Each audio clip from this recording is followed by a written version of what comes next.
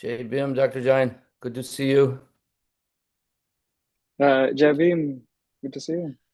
JBM. We are friends. My wife and I are friends with Rahul. We've known Rahul for quite a few years, so Um, it's Fantastic. delightful. Where are you right now? I'm in Chennai, in South India.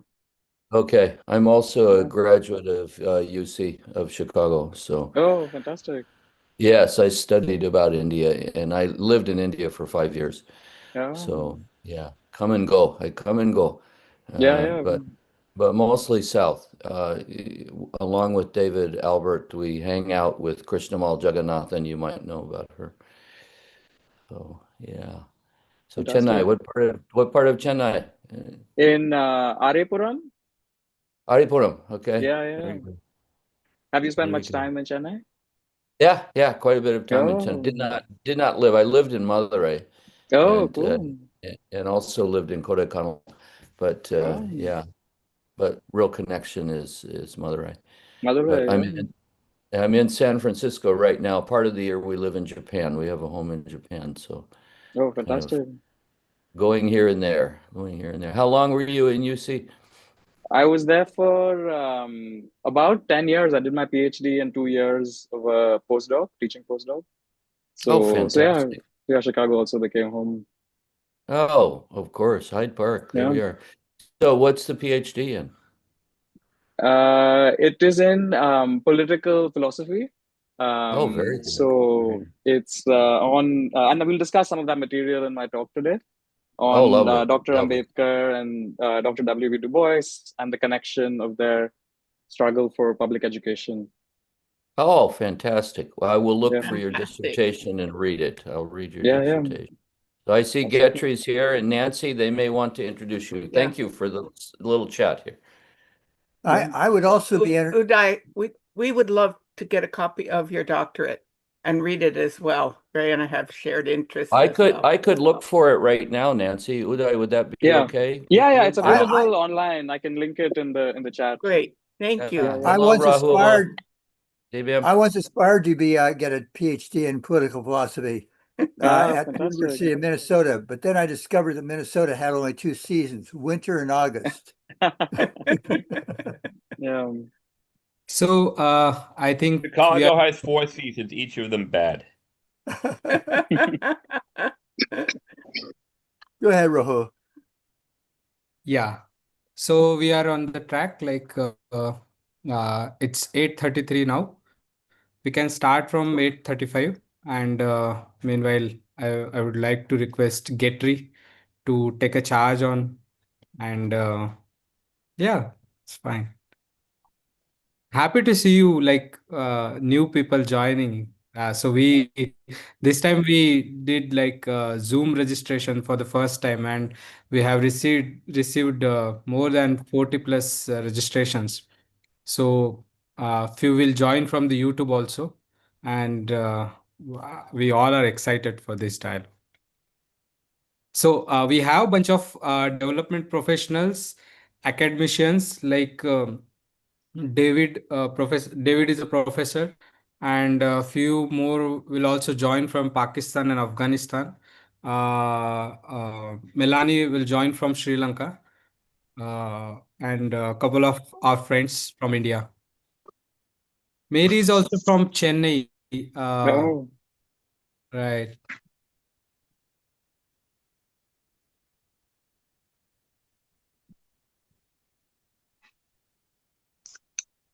Right, Rahul, are you done?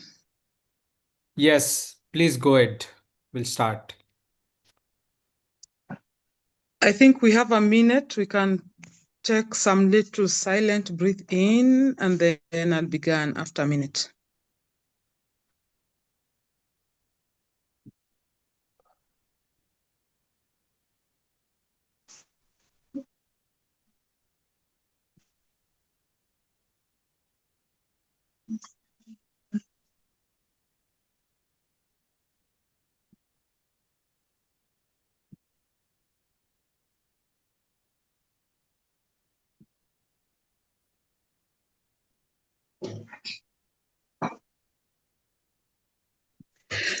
Good morning, friends. Good evening for those of us who are in the other side of the equator. I'm so happy that we are here, and as Rahul puts it, seeing new faces just makes me feel like I'm still connecting and still feel new to the world. So as the globe stretches the hand, let us all stretch and connect to each other via Zoom, different dialogues and different meetings. My name's Agetrai Agiza. I'm in Kenya, western part of Kenya, and I'm a peace activist, but I do work with climate change mitigations and at the grassroots level. So in this dialogue, I'm playing a role of an Equatorial Voices Network coordinator, one of the three. And I think we are friends we have met for some time, which I'll say greetings and jambo. And we are friends who are new, I say welcome. We are friends who we still have connection and they feel like family. We say thank you for coming. And I think it's just a wonderful moment. I really want to take this privilege to welcome Uday. I don't know if that's how you spell your name, but I'll learn because we have to take different pronunciation and different accents in place to make sure we get there. Today's conversation will be presented by Uday, and I would really want to invite Robert, if you're here, to be able to talk about EVN a little bit before our presenter takes up the platform. Thank you and feel at home.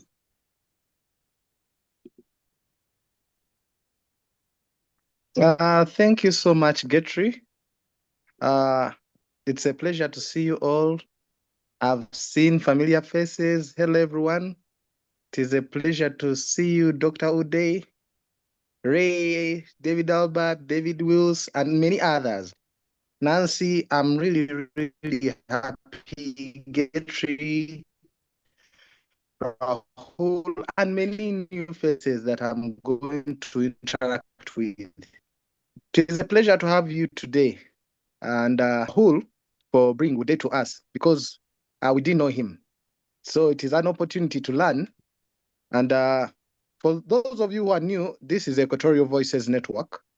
It started in 2022, and it is a network that is full of environmental defenders, passionate climate activists, and people who are passionate about human rights.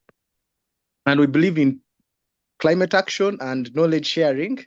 We believe in dialogues and presentations to listen to each other, to learn from each other, to build and identify solutions to a lot of climate crises that are taking place across the world, especially in the global south. Our vision is to create a healthy planet that is free from human-caused disasters, that is able to facilitate us as humans to meet our material needs. And our mission is to safeguard people, communities, and systems from climate disasters. In brief, that is our mission. And some of our goals include enhancing the effectiveness and impact of the climate activists and environmental defenders, but also to share knowledge to realize EVN's vision that is so much aligned to environmental defending and that is so much aligned to addressing climate crisis. Another goal includes inspiring and uniting communities to address the devastating climate challenges that we face across the world. We realize that the world is a global unit. One activity taking place in Congo affects someone in Uganda, in one world or another. So EVN, as the name goes, the Equatorial Voices Network, primarily focuses on the global south and parts of Asia and Middle East, people who are affected by climate crisis. Okay, so that is that. That is that in brief about climate, about Equatorial Voices Network. I'm done unless we have other questions, but we have a website. I've seen, I think Rahul has posted it. We have a WhatsApp group. And those of you who are new, who would love to get an opportunity to register and present and share with us what you are doing out there, please kindly reach out to Rahul I know he will share his contact in the chat. Yeah, I'm done. Thank you everyone for coming through. So for the purposes of time, I'll end at that. Thank you. Back to you, Getri.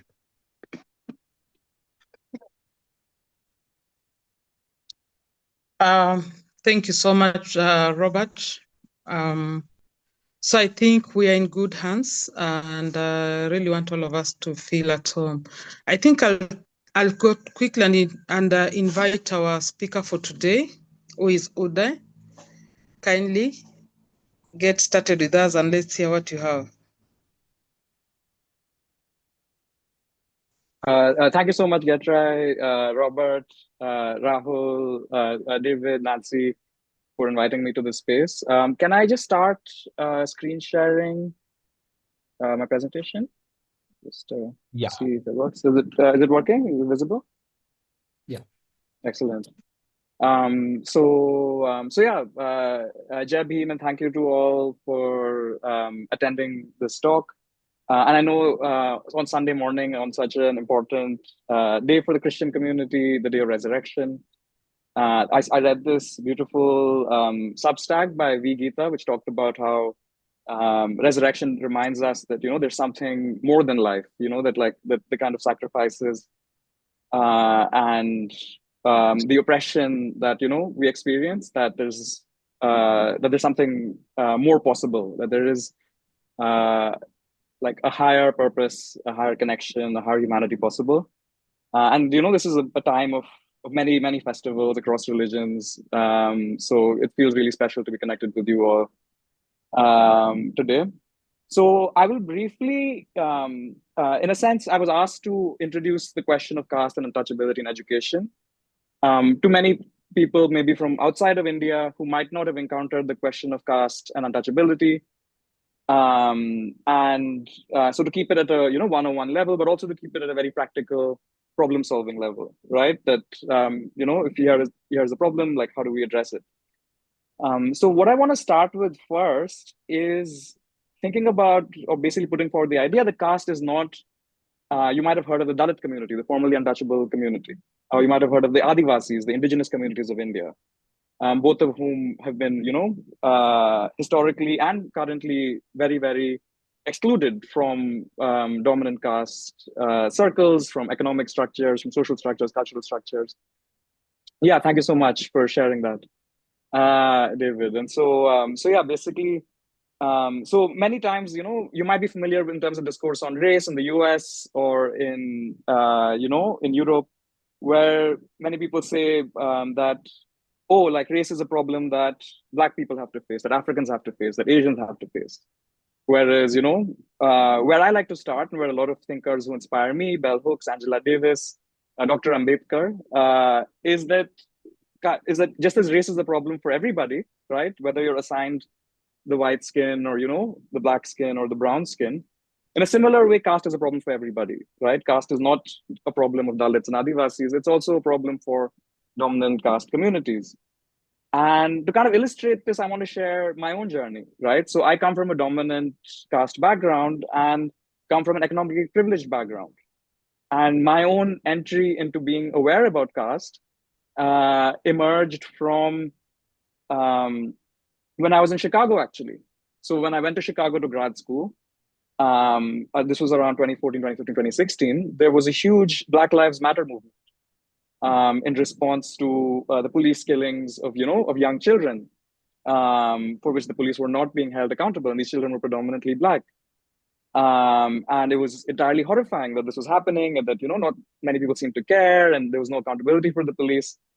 And around that time, in 2016 January, there was this incredible scholar, Rohit Vemula, at Hyderabad Central University, and he was an incredible uniter across castes, across religions on his campus. And for his work in kind of working across caste differences, he was discriminated against by his administration and, you know, forced to commit suicide. And at that time, on January 2016, there was such an outcry across Indian campuses that there is so much caste discrimination, domination going on against Dalit students that it's unbearable.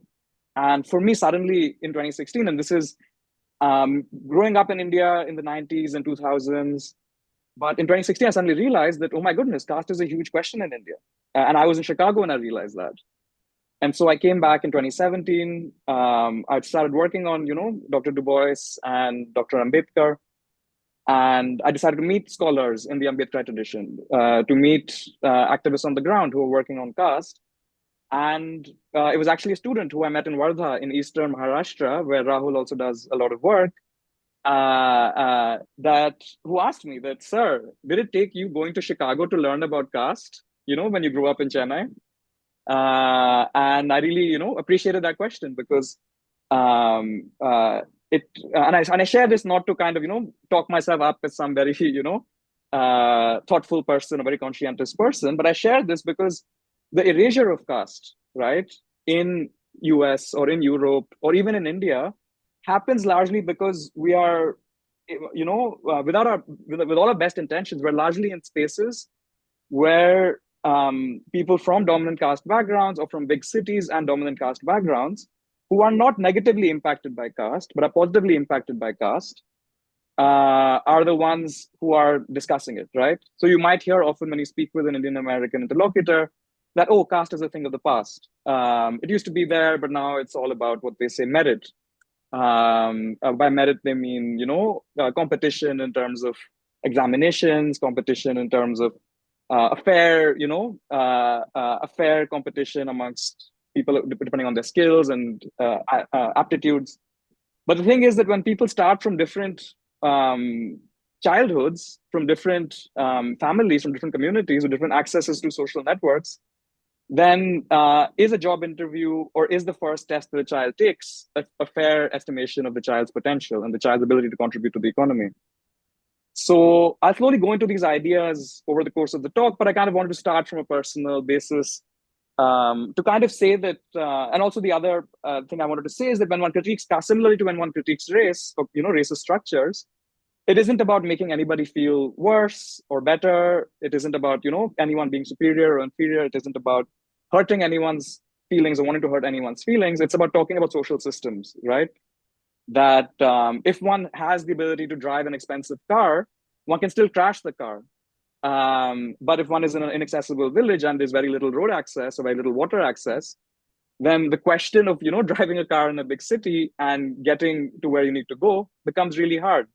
So in a sense, what I'm really talking about is the infrastructure, right? Like, what are the structures in place that enable human growth, human capital growth, and what are the structures in place that disable human growth, right? Disable human capital growth, disable someone's ability to aspire for something more, to like take on new skills, to work on new questions. So this is roughly, the approach that I want to take and that I learned from Dr. Du Bois and Dr. Ambedkar. So I will start a little bit with Dr. Du Bois and his work on education, on the history of education in the US. But I won't spend too much time on it because the focus is more on Dr. Ambedkar. But I want to bring out, in a sense, a point that is often raised in debates in India and around the world, where the point is often made that caste is exceptional to India, right? That the gravity of violence of the caste system is so huge that it's almost incomparable to what happens elsewhere in the world. And I don't dispute that, that the caste system varies in India, that it varies between different states, it varies between different villages, between different cities. And I don't dispute, just the intensity of violence and inequality and disparity that the caste system engenders in India. But I do disagree that it is somehow exceptional, right? That the experience of hierarchy, the experience of creating social structures of hierarchy, of disadvantage, of advantage, of cumulative advantage, this is a global experience, right? It's an experience that emerged also in the creation of the system of slavery in the United States. It emerged in the creation of the system of slavery in Caribbean, in Latin America, in Africa itself, in the Middle East, in East Asia.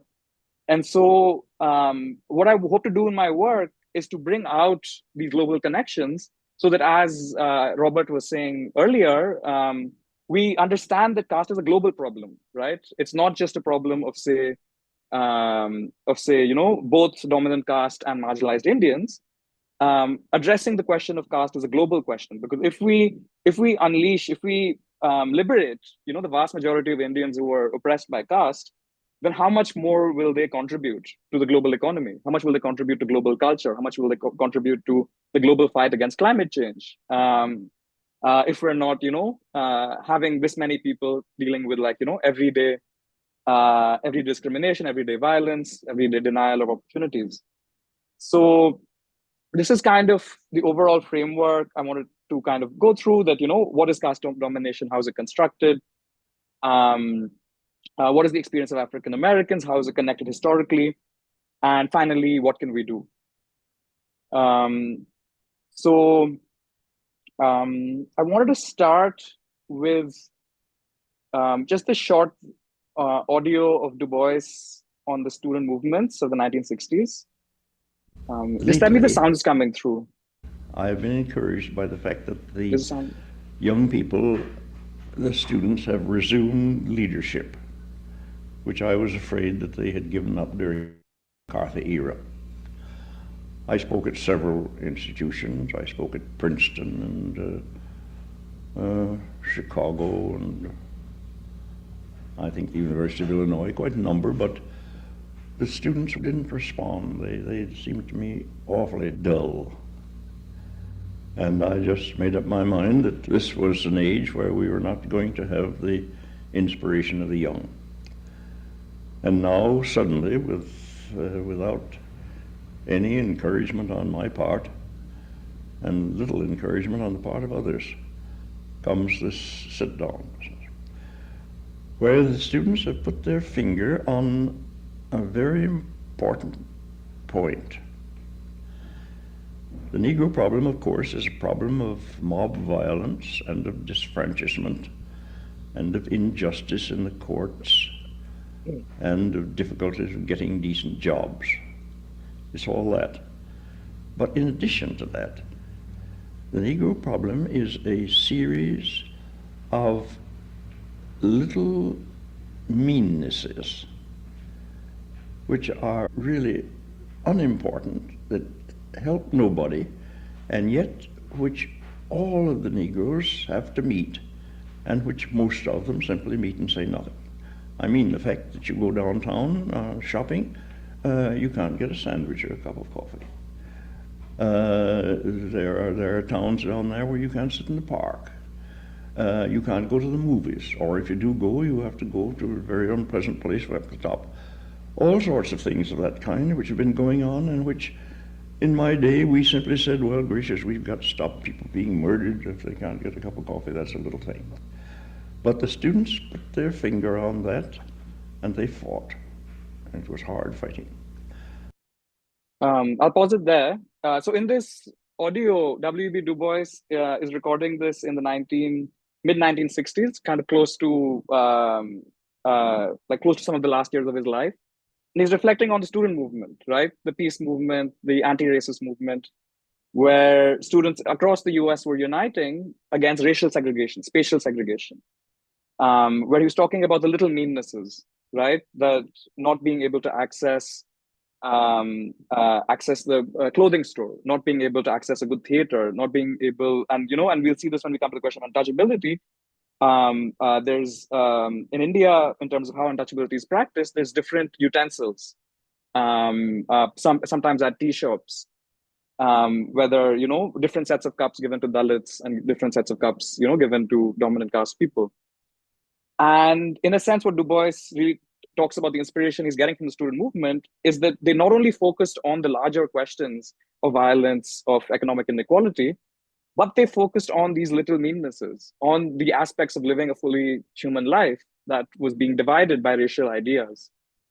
And so, in a sense, starting from, spatial segregation in the US and kind of the struggle in spatial segregation, the struggle against caste has also been a struggle against segregation in India. And a big part of that struggle has been led by, Dr. Ambedkar. And it also has been led by hundreds of thousands of Dalit men and women and children over the course of the 20th century. where over the 20s and 30s and 40s, they have really pushed back at the village level and the city level at all of these tiny meannesses. And they've done so using, the most powerful weapon of all, I would argue, a weapon of education. Book selling, book reading, teaching and learning has been a radical aspect of the anti-caste movement. So to kind of illustrate this, I will play a short video from this amazing documentary called Awakening, the History and Memories of Historic Diksha Bhumi. So Dr. Ambedkar led the conversion of all communities really towards Buddhism because he had a critique of Hinduism. We'll get to why he had a critique of Hinduism as incapable of dealing with the question of caste. And this was a critique that Du Bois made of Christianity as well. I think there's an amazing Du Bois story about Jesus Christ in Texas, where, when Jesus Christ arrives and he's he doesn't have a white skin, he has a black skin, and he gets lynched in Texas because, a lot of Christians or so-called, self-described Christians and white Christians might not see that, Jesus Christ is in the oppressed, he's the God of the oppressed, not the God of the oppressor. And so similarly, Dr. Ambedkar had a critique of Hinduism, that Hinduism was not going to solve the question of caste, in that Hindu rituals and practices set up a distinction between castes, between human beings. And so part of that was that he led a conversion towards Buddhism. And it was not just a conversion towards Buddhism, it was a completely different ethical and social view towards the world. So let me just play a short clip from this video so you get a sense of the kind of work they were doing. And I'm going to switch on subtitles so you can follow it.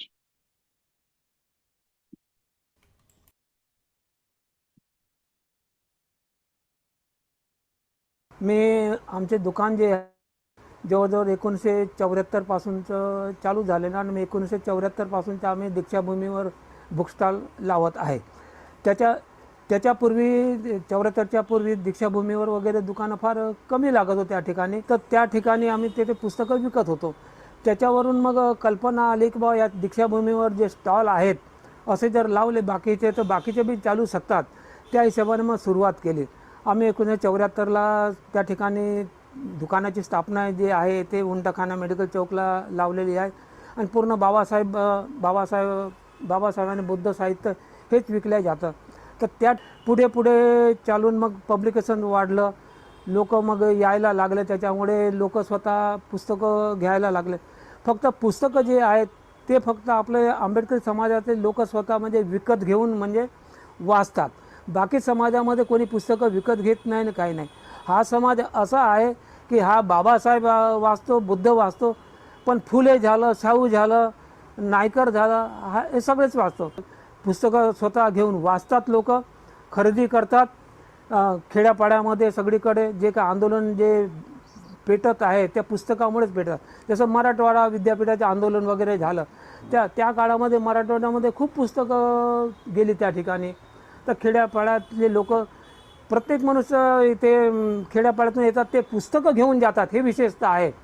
दुसरीकडे दुसऱ्या मेळावे काय भरतात ते पण इथे जे येणारा मनुष्य जो आहे तो प्रसाद म्हणून तो पुस्तकच विकत घेऊन जातो स्वतः आणि प्रत्येकाकडे जसं. So I'll pause it here and I'll share the slides with everyone so you can, check out the entire documentary. I really recommend you watch it.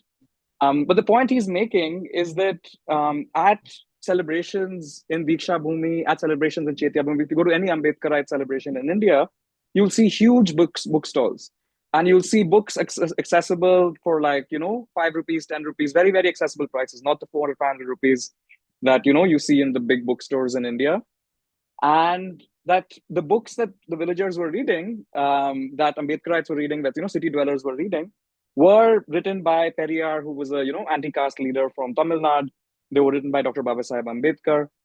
And they covered the history of caste in India. They covered how caste limits social development. They covered how caste limits economic development. And so as a result, a big part of the Ambedkarite movement, the tradition of study, is making knowledge a tool for social change. That, that knowledge is about democratizing society, it's about making society possible. And we'll get to, how this is a critique of Brahmanism, which is about kind of using knowledge as a way to monopolize, as a way to kind of divide society and to have one class of people who have control over the knowledge and everyone else has to kind of work and labor. And I want to share this other clip so you get a sense of kind of how connected Dalits themselves feel with African experiences, with African American experiences. And this is an interview with Pa Ranjit. So Pa Ranjit is an amazing director from Tamil Nadu. So if you're interested in learning more about caste, I suggest checking out his movies. Pa Ranjit and Mari Selvaraj is another director from Tamil Nadu who's done really good movies on caste. And it's a really interesting interview for a lot of reasons. So I will just kind of get started with it.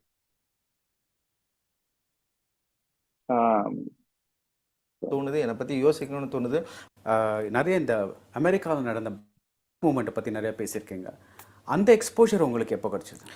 Actually movie தான் டெஃபினட்டாக வந்து நான் பார்த்த spike லீயோடைய Malcolm maths actually அந்த படம் வந்து எனக்குள்ளே வந்து ஒரு மிகப்பெரிய மாற்றத்தை உண்டாக்குச்சு அப்படின்னு நான் நினைக்கிறேன். ஆக்சுவலி வந்து இந்த புக்கு படிக்கிறது தான் இது என்னை அங்கே நோக்கி கொண்டு போச்சுன்னு நான் நினைக்கிறேன். ஆக்சுவலி வந்து இந்த பிளாக் சினிமாவை பற்றி யாரோ எழுதியிருந்தாங்க. நான் காலேஜ் படிக்கிற டைமில் சிற்றிதழ்களை அதிகமாக வாசிப்பேன்.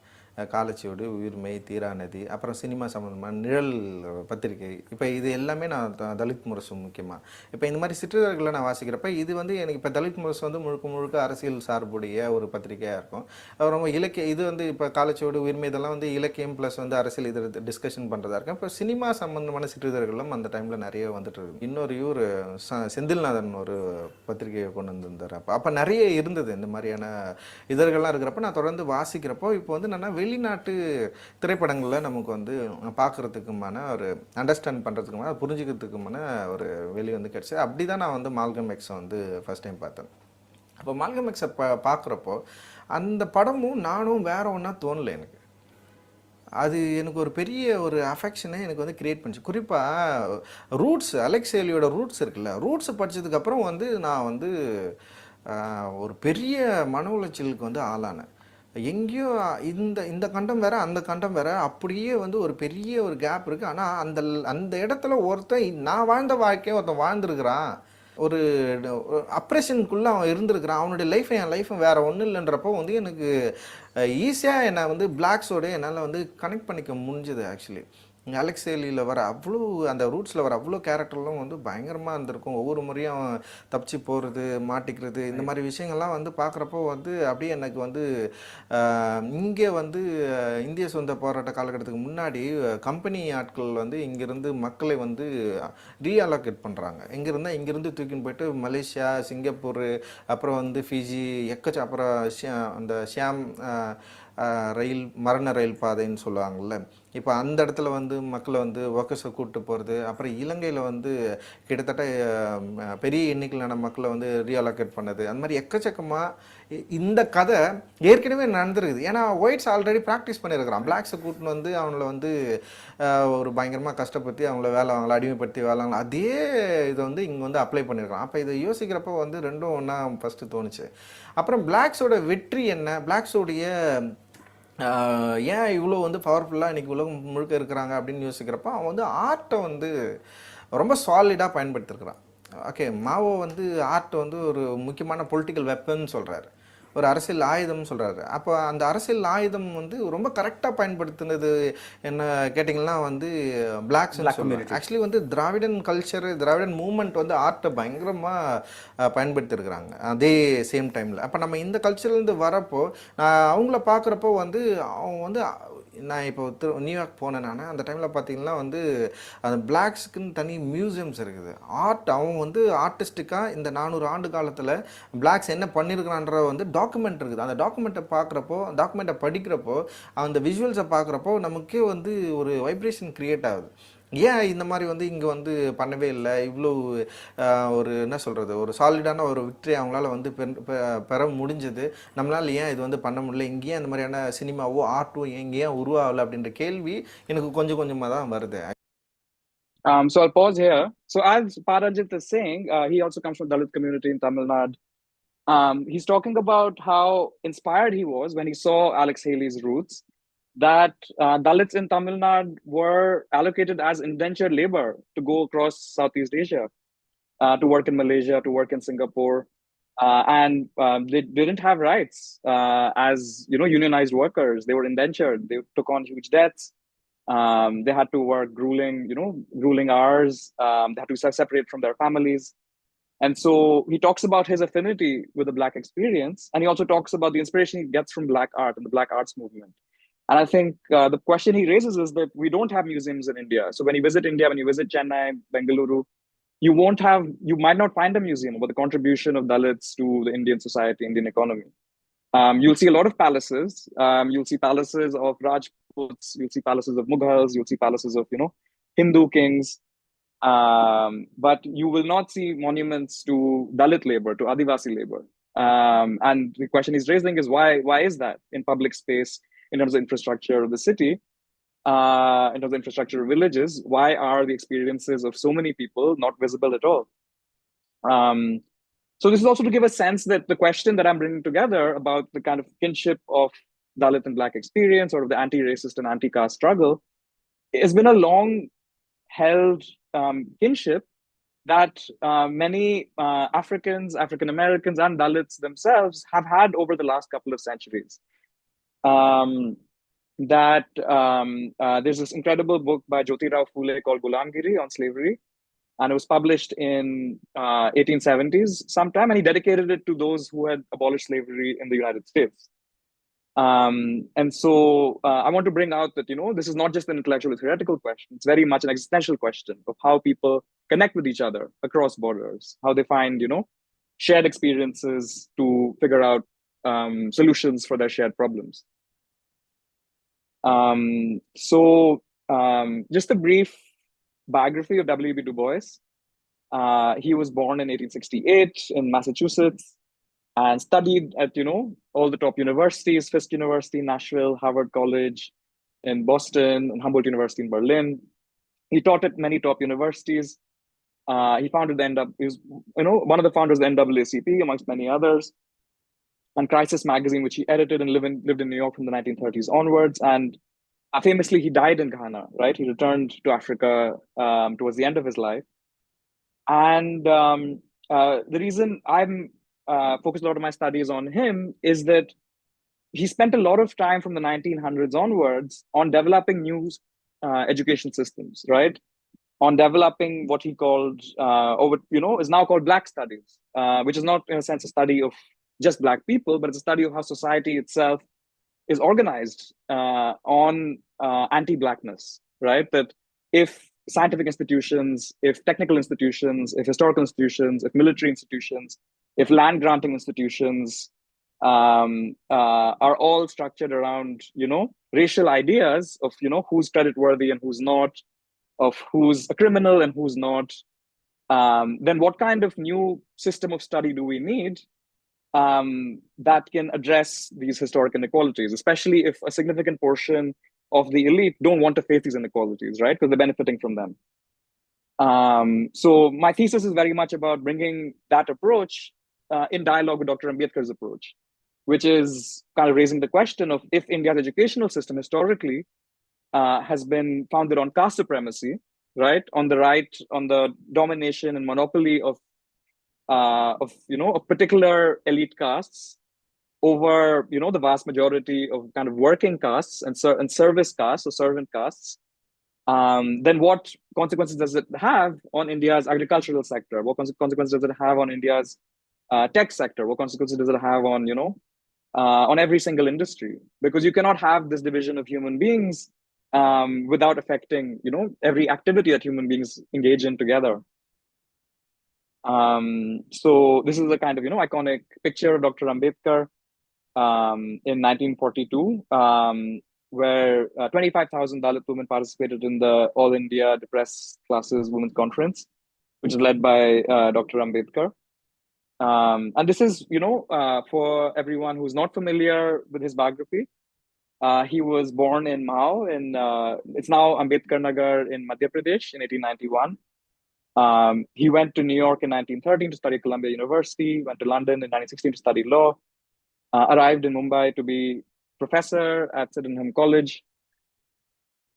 And over the 1918s and 1920s, he kind of organized a lot of anti-caste struggles connected with allies across castes, across communities, to advocate for what the British then called the depressed classes. In 1927, this is really worth looking up, the Mahat Tank Satyagraha. You might have heard of the Salt March, of the Dandi March of the Salt Satyagraha that Gandhi organized. But this was before that. It was for the Mahat Tank, and it was a satyagraha for the right to access of water. So in Mahat, there was a water tank, and this is partly a very significant way in which untouchability is practiced, is that Dalits are denied access to common water sources. And so what Dr. Ambedkar did was he passed in the Maharashtra legislature or the Bombay legislature the abolition of water segregation. But of course, abolishing water segregation legally doesn't change how it works on the ground. So along with, hundreds and hundreds of other people of Dalits from around Mahad, from the Konkan, from other parts of Maharashtra, they all gathered on 20th March, just a couple of weeks ago in our calendar year, and drank water from this tank. And the simple act of drinking water from this tank. There's a beautiful film, Dr. Babasaheb Ambedkar 2000, it's available on YouTube for free, which has a depiction of this.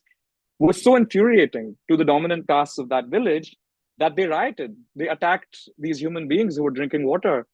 And the British police had to come and kind of break it up. And the British were trying to kind of, adjudicate this and not get too involved and to try to not to upset the social order too much. But it was a hugely significant moment in the history of India. In 1932, Dalits argued, and Dr. Ambedkar argued, that Hindus and Dalits were not part of the similar political interest, right? That if dominant caste Hindus only looked out for their interests, how could they be set to represent Dalits equally? Like, would they look out for Dalit interests if they think Dalits are their servants, right? And so at that point, Dr. Ambedkar wanted an electorate, a separate electorate for Dalits. Gandhi opposed this. There's a whole debate about this. You can follow it. It's worth looking into. But today I want to focus on what Ashok Gopal brings out about this debate and how it resolved, which is that Dr. Ambedkar asked Gandhi and the leader of the Hindu Mahasabha, the Hindu nationalist organization, to pledge to abolish untouchability in 5 years, right? Because as you go into what untouchability is, it's a very horrific social system of segregation, of violence, of dehumanization. And Dr. Ambedkar wanted to finish it in his lifetime, much as Dr. Du Bois and many, liberation fighters across the world, they want to end oppression in their lifetime. It's not about waiting 50 years for something to change, it's about changing it now. And a part of the Pune Pact that many Indians don't discuss was that Gandhi had made a promise to end untouchability in 5 years in 1932, as had the leader of the Hindu Mahasabha, the Hindu nationalist organization. And it was only when that promise went unfulfilled in 1937 that untouchability was not abolished, that Dr. Ambedkar gave a speech saying he will not die a Hindu. And that's when he started looking at Buddhism, he started looking at other forms of religion and spiritual practice that might unite India. In 1941, he was made the Minister of Labor. In 1947, he was made the Law Minister for Independent India. And he was the chairman of the drafting committee of the Indian Constitution from 1947 to 1951. And this is very historic because the Indian Constitution brought about some of the most fundamental, articles of freedom, both for women and for, the formerly untouchable communities. Articles that were still contested today and that we're still trying to, practice on the ground. So I'll move on from this. So again, just to give you a sense of Dr. Ambedkar's voice, and a sense of what untouchability is as a very intractable problem, I shall just play this brief excerpt.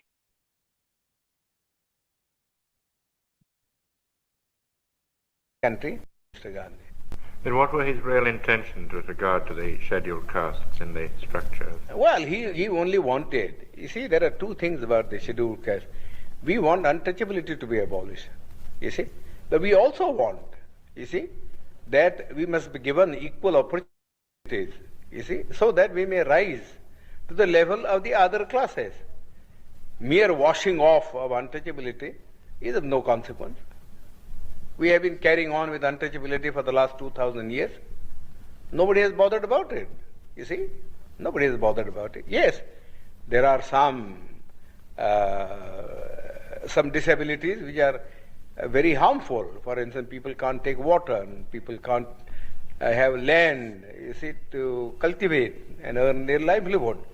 But the other things which are far more important, you see, namely that they should have the same status, you see, in the country, and that they should have the opportunity to hold high offices, so that not only their dignity will rise, but also they will get what I call strategic positions from which they could protect their own people. Mr. Gandhi was totally opposed.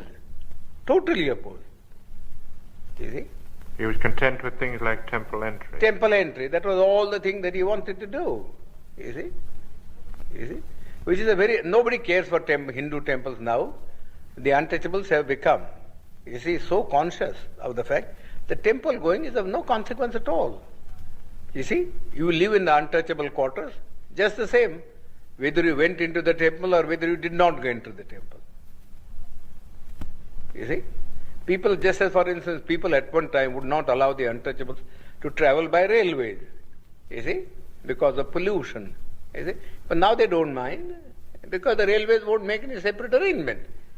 But because they travel together in the train, it doesn't follow, you see, that their life in the villages vis-a-vis the Hindus has in any sense changed.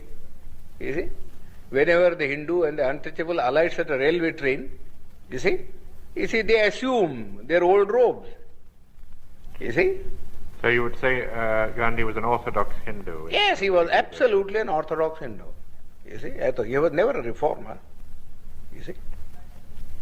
And he has no dynamics in him. You see, all this talk about untouchability was just for the purpose of making the untouchables drawn into the Congress. That was one thing, you see. And secondly, you see, he wanted that the untouchables should not oppose his movement, you see, of Swaraj. So the point that Dr. Ambedkar is making is that untouchability was a very complex phenomenon in that it could reproduce itself generation after generation. You could equalize temple entry, right? That temples could be opened up to Dalits, but residential segregation, spatial segregation could still continue. You could, in theory, equalize admissions access, exam access, but at the school level, if a teacher discriminates between a Dalit child and a non-Dalit child and focuses, their attention, his attention on the, dominant caste child and believes the dominant caste child is worth teaching and the Dalit child is not worth teaching, then is that child really set up to succeed, later on in their life?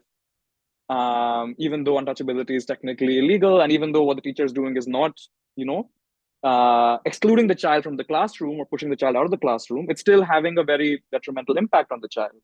And similarly for Dalit teachers or professors, when they experience exclusion from, upper caste or dominant caste teachers and professors in their own institutions, if they have to deal with exclusion, if they have to deal with dehumanization in the everyday basis, are they being set up in a space where they can perform their best for their institution? So in a sense, the point that Dr. Ambedkar raises is that the problem of untouchability is that the touchables have enough communication between them to say that the conflict of like-mindedness, as so far as they're concerned, is not to be dreaded. But there's a real difference and consequent conflict between the like-mindedness of touchables and the untouchables. That in a sense, these are two different social worlds. He describes something called endosmosis. So he takes this concept from John Dewey and from his study of sociology, which is that to have a society, people need to be able to meet each other. They need to exchange ideas with each other, exchange feedback, learn from each other, marry each other, right? Love each other. But and so the more people in a community speak with each other, endosmosis happens, right? But when you have caste differences, particularly one of touchables and untouchables, then you have a kind of conflictual like-mindedness. You have one group which has, a complete caste-imposed idea, a caste-imposing idea on another group.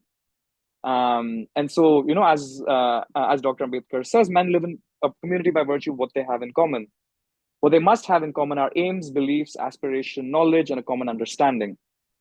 So in a sense, when he writes the Constitution, when he works on Buddhism, he's interested in both Buddhism and the Constitution as tools that bring about a commonality of aims, beliefs, aspirations, and knowledge. And his critique of Hinduism is that Hinduism doesn't allow for a coordination. It doesn't allow for a coordination of aims, beliefs, aspiration, and knowledge and common understanding. One is assigned to a particular caste at birth, and one dies in that caste at birth. And this has been ordained by the gods. And, questioning that and, marrying outside that and leaving that neighborhood is almost a very, ridiculous thing to do. So I will return to Dr. Ambedkar's critique on Hinduism. I just briefly want to share a couple of slides on why the experiences of Dalits and Africans are connected. It's in terms of our interest in the Equatorial Voices Network as well. This could be an interesting point. That it was, in a sense, the colonization of both Africa, Asia, and the Americas that linked Dalit experiences, African experiences, African-American experiences. This is the kind of famous graph of the, triangular trade, where in the 15th and 16th century, Europeans took, spices, fabrics, pewter from India. India was, 25% of world's GDP, and sold them in local markets in Europe and used the surplus of the spice trade to, to engage in the slave trade, right? To cause divisions in African communities, to profit from enslaving African people. So in a sense, the slavery of Dalits in India, in South Asia, enabled the slavery of, Africans in Africa and Latin American indigenous people. And so, from 1400, so, if you think of all the great European countries in history, Portugal, they were the largest slave traders between 1400 and 1600. You think of Holland, you go to Amsterdam, it was built on the wealth of slavery, 1600 to 1700. And then 1700 to 1800, the British and the French, the two of the biggest empires in the world. And so I think a really beautiful thing happening now is a movement for reparations for slavery. And within India too, there's a movement for reparations for the slavery of untouchability, right? So I think there's ways in which new research, new collaborative work can really bring out what were these generational harms and how can we start accounting for them and acknowledging them and discussing them so that we can build, a better future. I will briefly discuss, I have a lot of material here, but I'll share it in kind of shorter terms. So maybe, there's more space for question and answers. Why in my research I brought out the connection of caste in both Du Bois's writings and in Dr. Ambedkar's writings. So here I'm going to go into educational debates in African American history. There's this beautiful book by James D. Anderson called The Education of Blacks in the South, 1860 to 1935, where he makes the argument that W.E.B. Du Bois also makes in Black Reconstruction, that education was not a gift that white people handed Black people or white plantation owners handed, formerly enslaved Black people. Education was actually a constant struggle by enslaved people themselves, right? That prefigured what James Anderson calls the liberation from peasantry, that they wanted to be liberated from rural agricultural peasant labor, from slave labor, and they knew that education would be the route by which they would do so. So he grounds these debates on the nature and purpose of education, which, the debates were, should education for the formerly enslaved communities, should it be vocational, should it be skills-based, should it be grade books, should it be humanities, should it be sciences? And what Anderson argues is that a lot of these debates happened within a power struggle in the South. And this power struggle was between newly enfranchised, newly free Black communities in the South, and also old, powerful plantation elites who didn't want these newly enfranchised communities to exercise their political voice. And so they were really concerned that, these newly free people will challenge the political economic structure that favors them, that benefits them. And so they wanted to create vocational schools. And this is kind of where the Hampton model comes in. So, I'm sure you've heard of the names Peabody, of Carnegie. They fund so much of education sector in the US today. And Andrew Carnegie, this is quoted in Anderson, he finds archival evidence of Andrew Carnegie, of Peabody, of George F. Peabody, all of these senior philanthropists who are saying in their writing that that in a sense the task of education is about creating a pliant black labor force, right? You cannot teach children or students or higher education or college students to be independent or to be able to question their bosses in a sense. And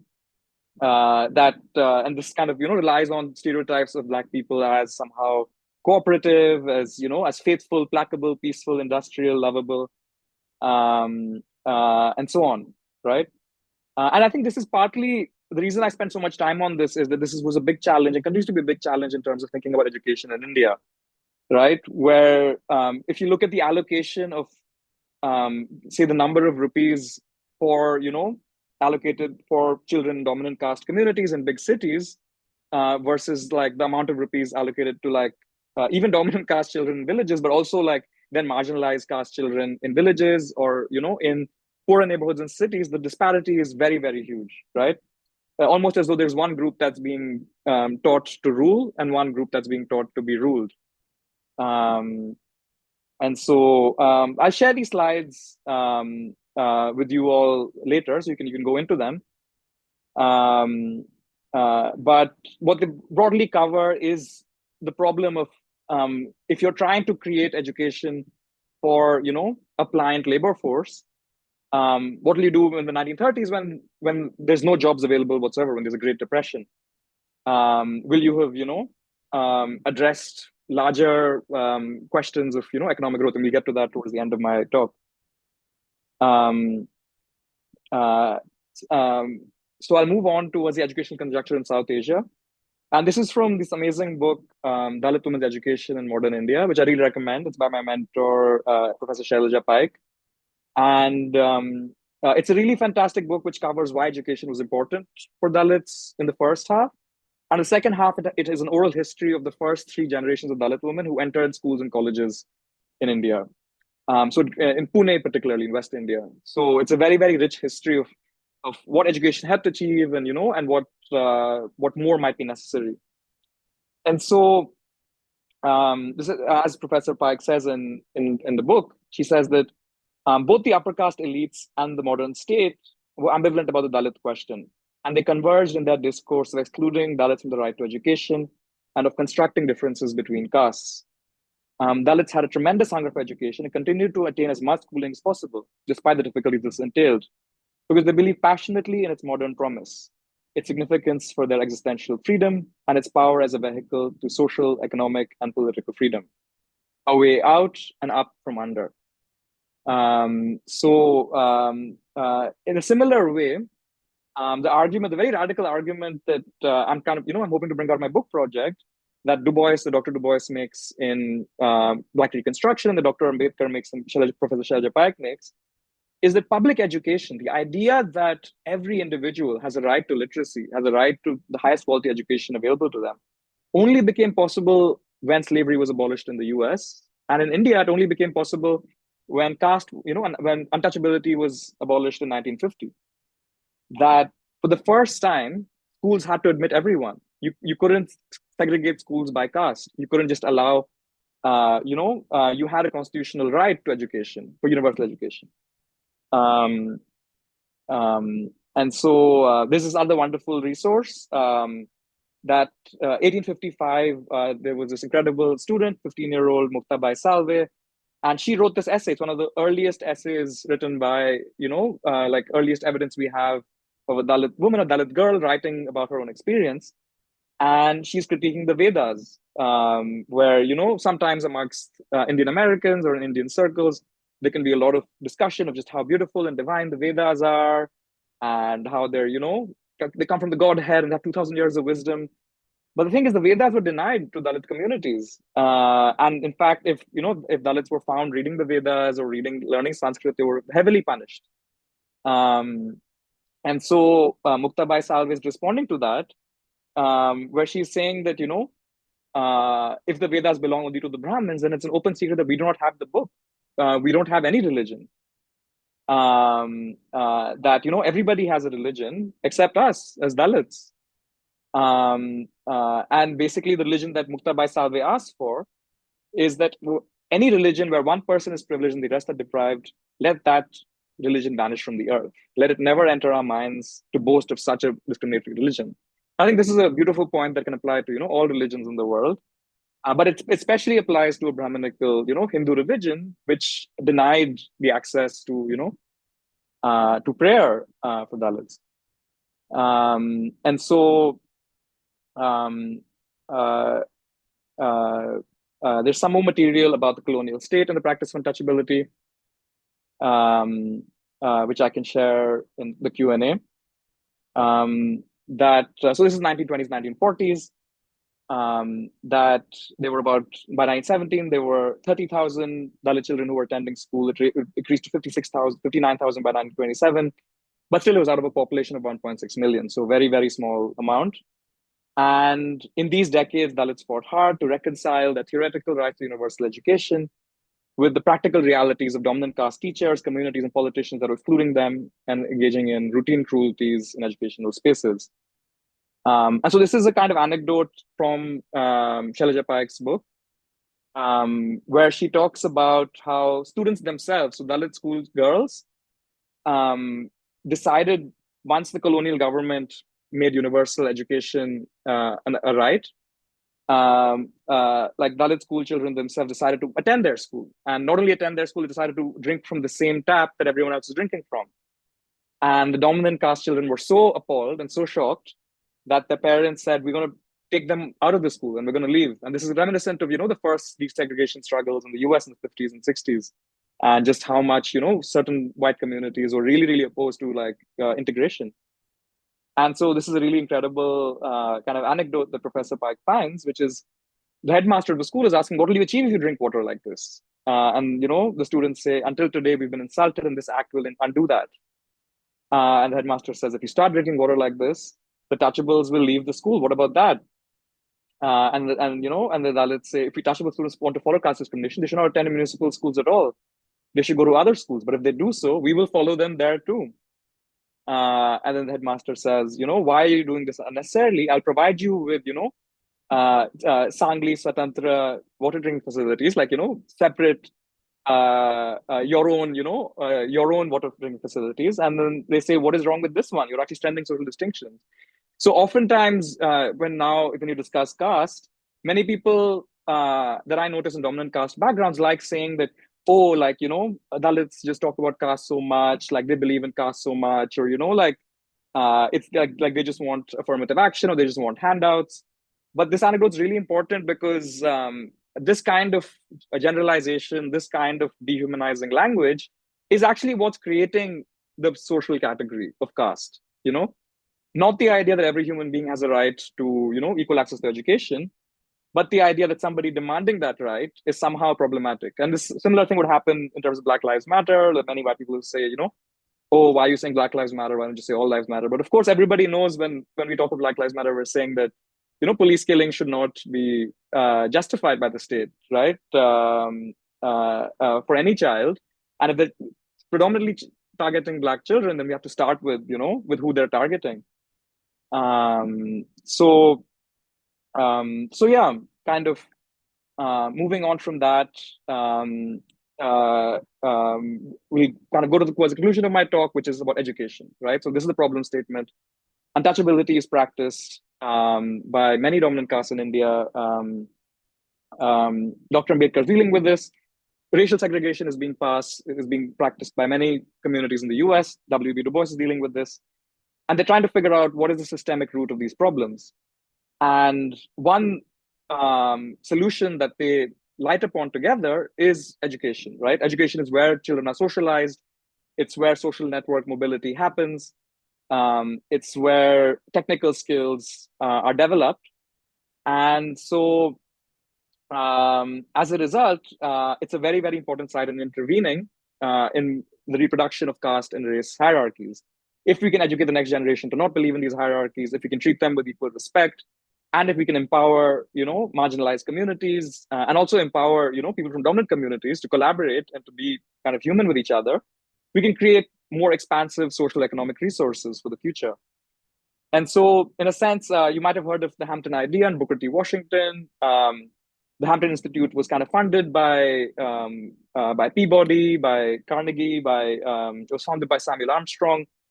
And it was a very brutal institute, actually. If you look at the archives of Anderson in his book, Education of Blacks in the South, people were working 16 hours a day. Like, this was a teacher training school, which was meant to teach teachers how to teach public schools, but they were meant to do a lot of manual labor during this teacher training school.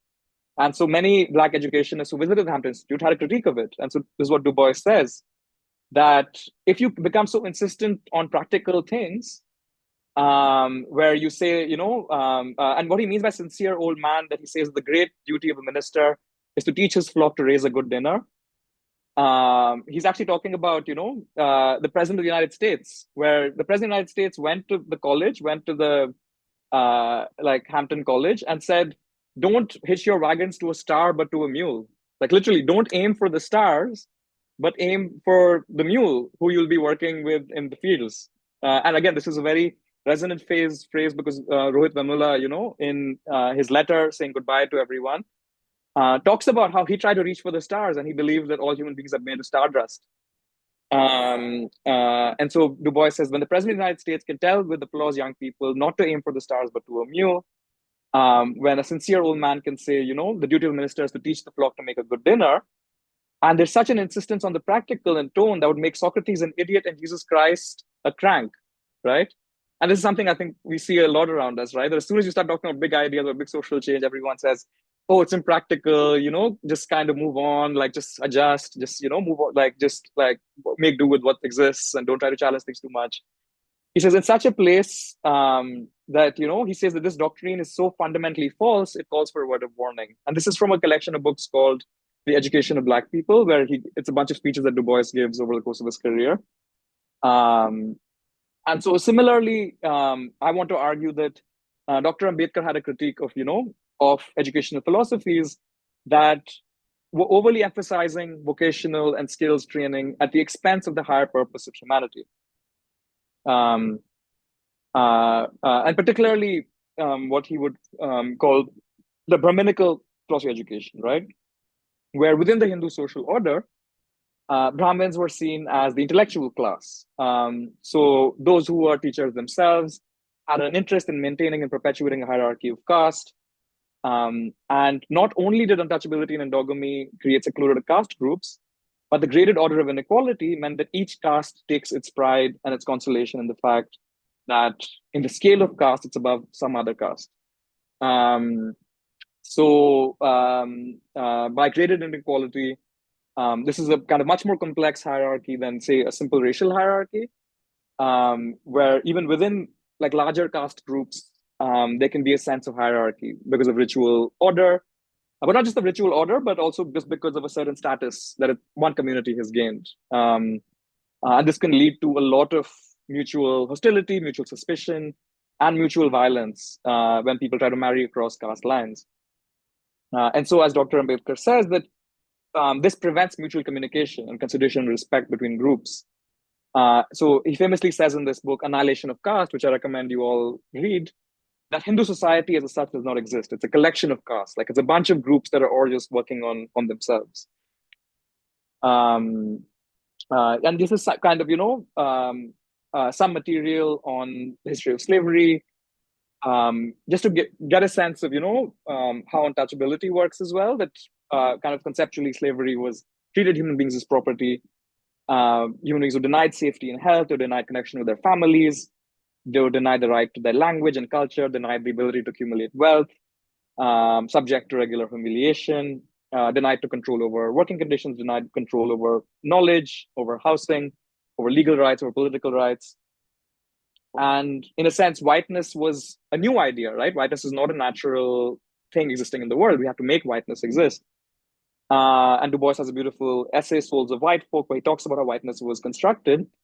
And there's a beautiful book by Nell Painter, The Invention of White People, which talks about how whiteness was constructed as a legal category that basically helped create, a distinction between enslaved people and the kind of quote unquote free people. It was very much defined by skin color in the legal documents, and it created a different set of punishments, a different set of exemptions from punishment, depending on quote unquote the race that you were born into. So similarly, caste was constructed on similar lines. This is kind of the history of the Black freedom struggle. I'll return to this later, where untouchability was the practice by which Brahmins and those from dominant castes denied the possibility of sharing space and contact with oppressed castes, particularly Dalits.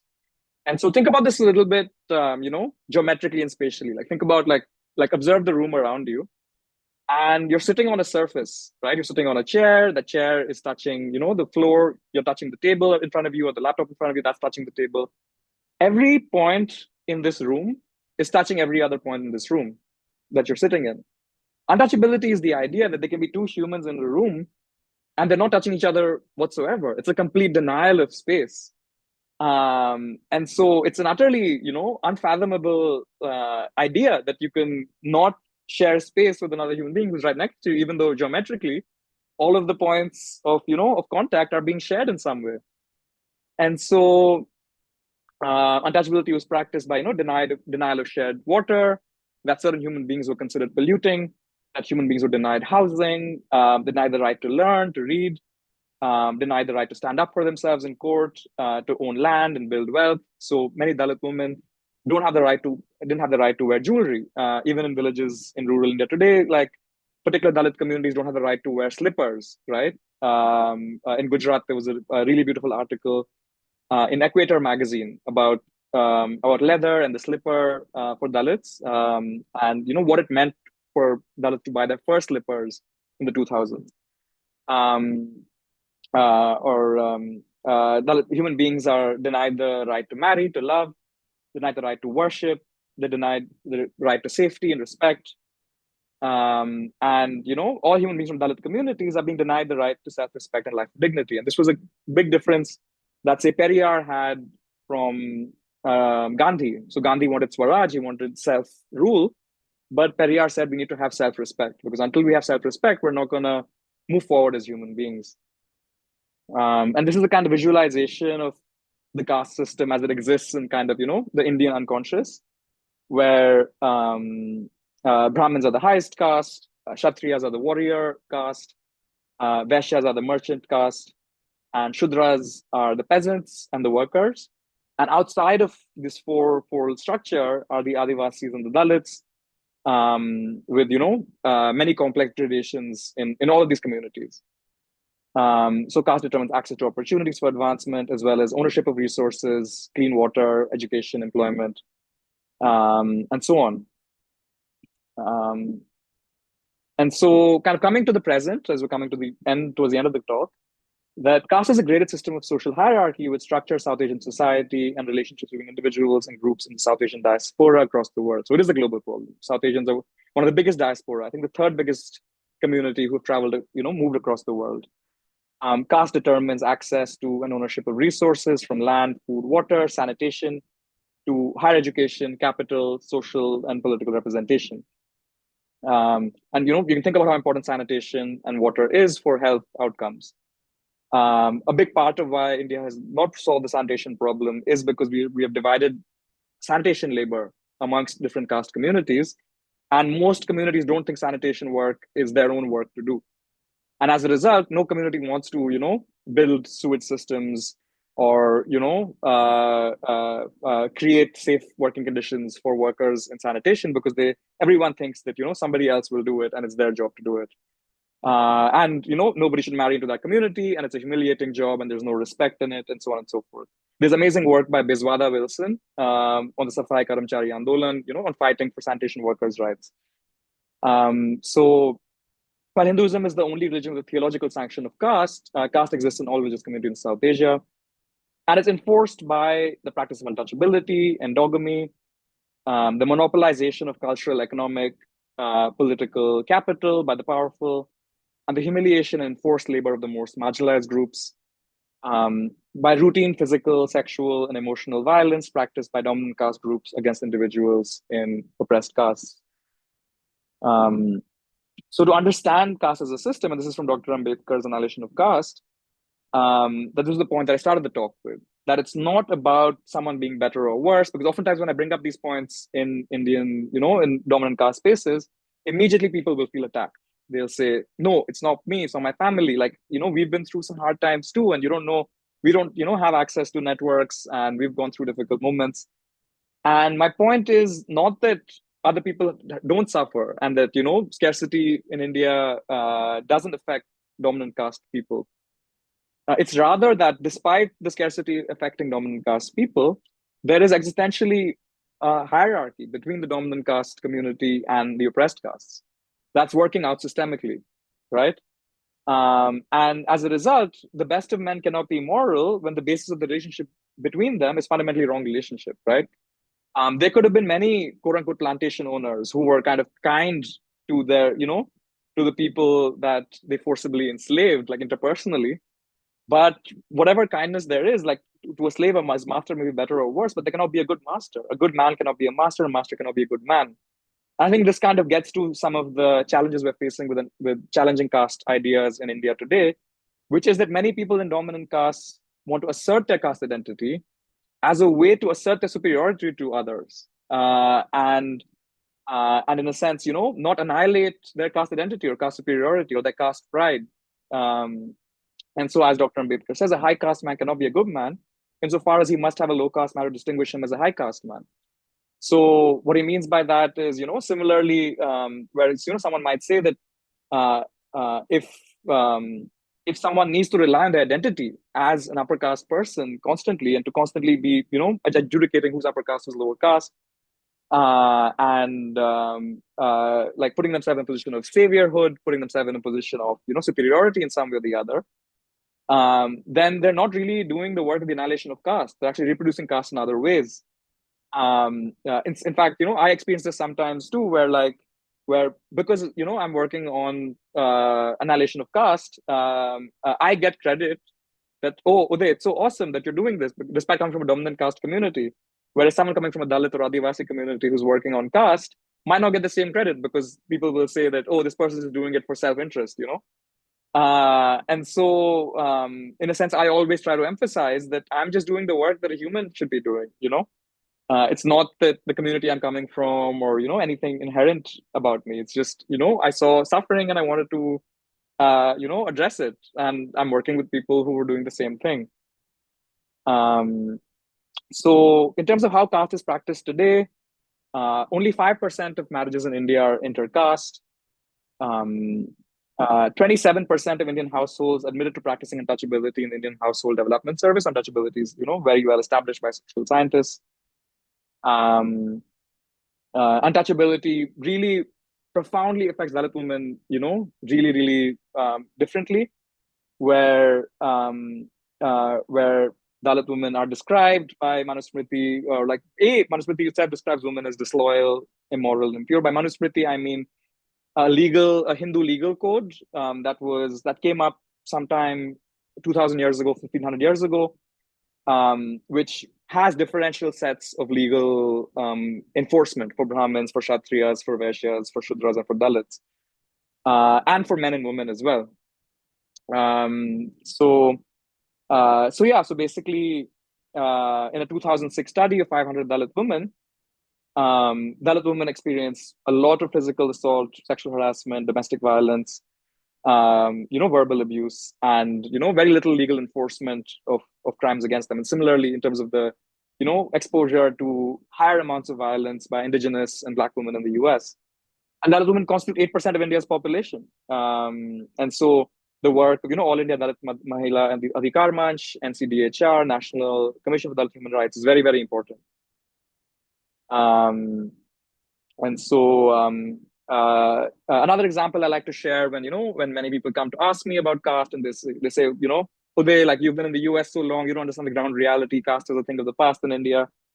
And then I asked them, 75 years since independence, how many Dalit and Adivasi professors are in the top technical institutes of India, right? If science is the most objective, meritorious kind of field where people will only look at your scientific abilities, why is it that despite affirmative action seats being set up, just by the proportion of their population, none of these affirmative action seats are being filled? And everyone knows how it works in the IITs. IITs are Indian Institutes of Technology. They're the top national public universities in India working on science and technology. And the kind of dominant caste professors in physics, in chemistry, in biology are not allowing professors to be hired from Dalit and Adivasi communities. And when they do get hired, many Dalit professors report being bullied and report being, excluded. So how bad is this virus of caste that scientists can't work with each other on the objective reality around them, right? It's utterly, it's utterly remarkable. This is one of the kind of case studies that a student shares. A Dalit PhD student at IISc, Indian Institute of Sciences, where he says his supervisor didn't let him enter a lab where cells are grown artificially, saying he was not clean. And the report alleges that student supervisors kept delaying critical exam required within 2 years of starting a PhD. And so the student was saying it seems untouchability still exists, but in different forms. So think about how much scientific research we're not doing because, we're playing these really harmful and really cruel games of caste. And similarly in the tech sector, and this is an older study from 2007, so it has been 20 years since the study, but 67% of engineering technology graduates in India were from Hindu upper caste in 2007. And so it would not be surprising that, upwards of 70% of the IT workforce would be upper caste. Again, it's arguable that it's been changing, but still, in terms of how to get a job at a top tech company, you have to do an interview in English. English is only taught to the top 10% of India's population. English is a very political language. So as you saw in my 2 videos, they were in Marathi and they were in Tamil. For many students, I'm working with first generation learners too. English is almost a traumatizing language because they experience it as punishment. They experience it as something from the outside world trying to tell them that they're not good enough, rather than a language that they can use and they can play with. So it's very intimidating to go and do an interview in English at a top tech company for someone from a marginalized background. And this kind of, helps us understand why we don't hear about caste in Indian media. Although now it's changing. There's lots of new media companies founded by Dalits that are trying to challenge this narrative. But by and large, 83% of journalists in leadership positions are upper caste. 88% of judges in lower courts are upper caste. So you can see like very, very discriminatory judgments come out. And 90% of board members, the top 1,000 companies, are from the 2 highest castes, right? Not 2 highest castes, but like 2 upper castes, Brahmin or Banya. Banya is the merchant caste. So how much innovation are we leaving on the table, right? How much human capital, how much talent is not becoming board members because, these opportunities are only staying within particular communities. So I think we're coming close to an hour. So I'll just kind of come to some of the conclusion slides of what we can do. So to give you a sense of India's economy, roughly 3 to 4% of India's jobs are in the public sector. 8 to 9% are formal jobs in the private sector, and 86% of the jobs are informal. And I think informal employment is something, we might be familiar with in other equatorial countries, in developing countries. It's basically non-contract employment. You don't have long-term contracts. And you're basically working either wage labor, daily wage labor, or hourly wage labor. Some of these jobs might also be jobs that are off books. So it could be running a shop. So you might not be having an accounts book. So, you won't be registered as a kind of formally employed person. But there's a huge kind of gap between the top 10% and the, bottom 90%. Also, the labor force participation rate is very low in India, right? Like only 41% of 1.1 billion people aged 15 and above are employed or looking for a job. There's a huge crisis of underemployment and unemployment in India. Only 7 out of 100 urban women are employed. So in cities as well, a lot of women are not having access to employment and capital generation.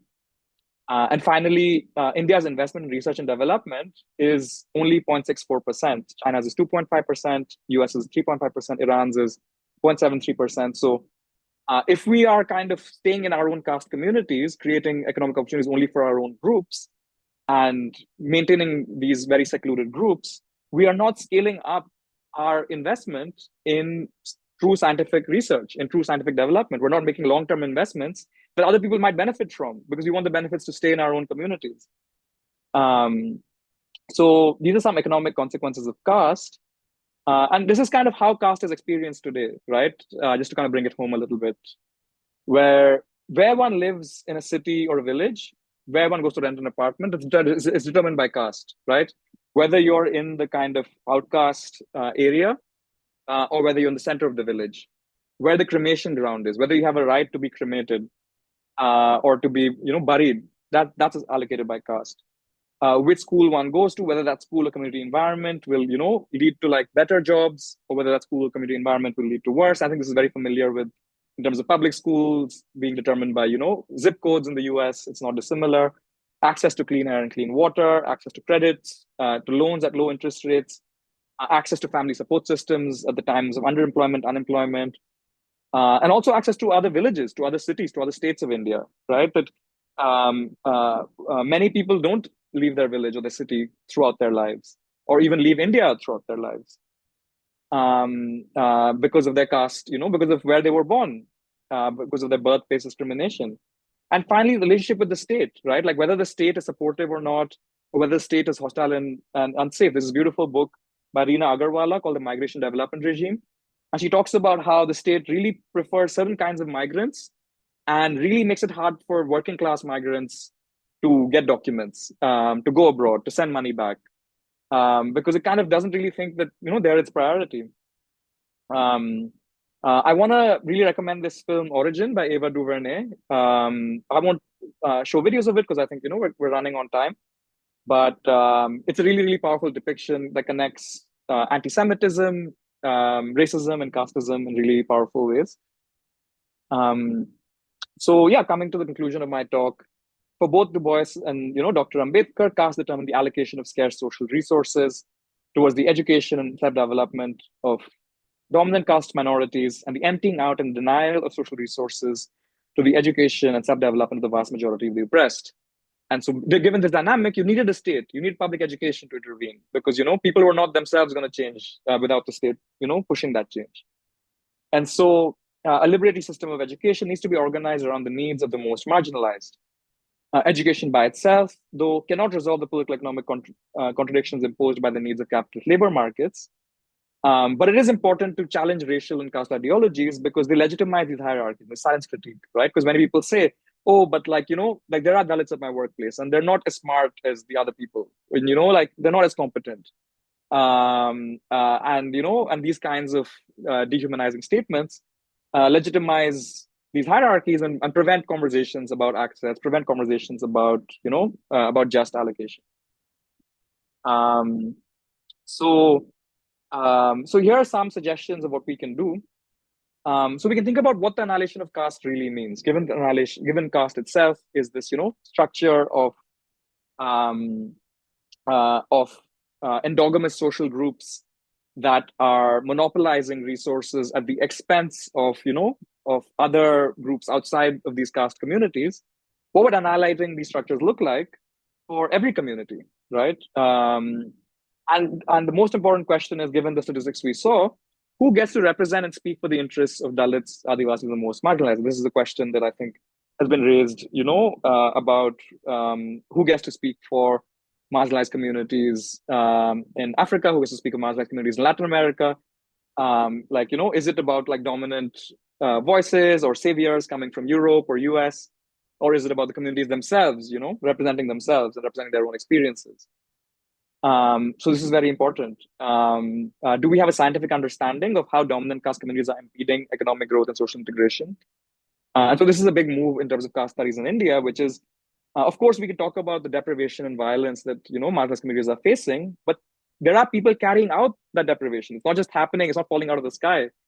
So what are the mindsets amongst dominant communities that are preventing them from addressing these issues? And what are the practices that are preventing them from addressing these issues?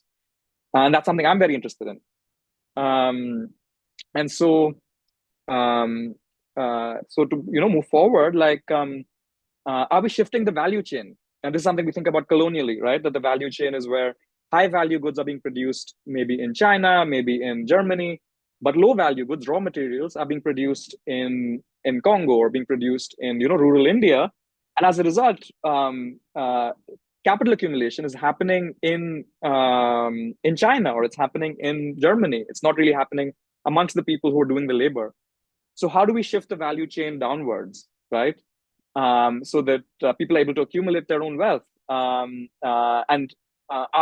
is capital ownership, means of capital accumulation, really being transferred to the most marginalized, or are dominant castes imposing their ideas? And this is big challenge in the development sector, right? Like, are people going from cities to the villages and trying to save villagers from their own practices, or are they kind of collaborating and working together? And how are our rituals and educational practices building spaces of connection, of love, of care, and how are they denying spaces for connection, love, and care? And this is kind of the question that Dr. Ambedkar asked in his conversion to Buddhism. And how a state structure is set up. So in India, there's a kind of strong constitution. There's a strong set of rights that Dalits have, that Adivasis have, that they can demand. And finally, there's local powerful elites who make these discussions very, very difficult. They commit violence, and then they push the police to support them, and so on and so forth. And so how can we maneuver around them? We have to talk about this. And so in the international NGO sector, so, speaking to people in Africa and the United States, across the world, I think it's critical to build friendships and community in India with leaders from marginalized communities, and to raise the question of how caste is operating in dialogue with the Indian partners. So one thing I've noticed, with friends in the NGO sector from Dalit, Adivasi communities and other marginalized communities, is that they don't have access to social networks, to the top funding bodies in the US or UK or Germany. Neither do they have access to the top funding networks in Bengaluru, in Delhi, in Bombay, in Chennai, right? Simply because, like, they've not met anyone, and everything runs by social networks. Everything runs by who recommends you. And so I can look up fellowships. I can connect someone from whom I know, or I can do, like, I'm doing a lot of that work as much as I can. But I encourage all of you, as you work in the development sector in India, is to raise the question of how the NGO is working on caste. Has caste come up in your work? You'll get interesting answers depending on how much people are engaged on the question. And slowly you'll figure out people who are working on the annihilation of caste and those who aren't.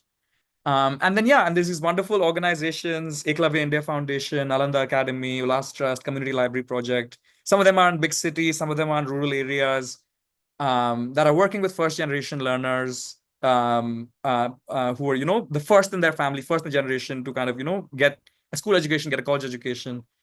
And one thing that's nice about working with them is, like, working with young people, all over the world is so exciting because they grow so quickly, and, they're so eager to change the world and to, like, make the world a better place. And the other thing is that they're really keen to learn. Like, we talked in the beginning of this talk about knowledge being a very sacred aspect of the Ambedkarite tradition. And so if you have knowledge, if you have skills, if you have technology, if you have agricultural knowledge, everybody would love to learn it, and everybody would love to, to discuss it with you. And visiting India, oftentimes when one visits India, one spends time in the big cities, or the big tourist areas, Taj Mahal, or, so on and so forth. But please, visit Nagpur, visit Wardha. I visited Arangur, it's a village in northern Tamil Nadu. I visited Morigaon, it's a village in, rural Assam in northeast India. And you can connect with organizations in the villages, and you'll get a very different picture of India in the villages, a very different picture of India in the smaller cities than what you will get in the big cities. And that will really give you a sense of how caste is working, or social divisions are working, to prevent us from seeing, how complex and how big India actually is. And this is something a little bit more kind of human and, like, less about things to do. Reading, right? So reading Dr. Ambedkar, Sukhdev Thorat, Some of these other figures might be familiar to you. Bama is a wonderful short story writer. Urmila Pawar is a wonderful short story writer. Anubha Sathe is a wonderful poet and writer in Marathi. So this will give you a sense of, the anti-caste literature and writings in Maharashtra. I'll share this presentation with all of you. You can have a sense. Singing songs is a big part of, anti-caste work. Watching films, this new, Paraj was talking about, art as a weapon. There's a whole set of films that have come out that critique caste, that make caste visible. And fundamentally, insofar as caste is a denial of friendship and community, if you're building friendship and community, you're already, working towards annihilating caste.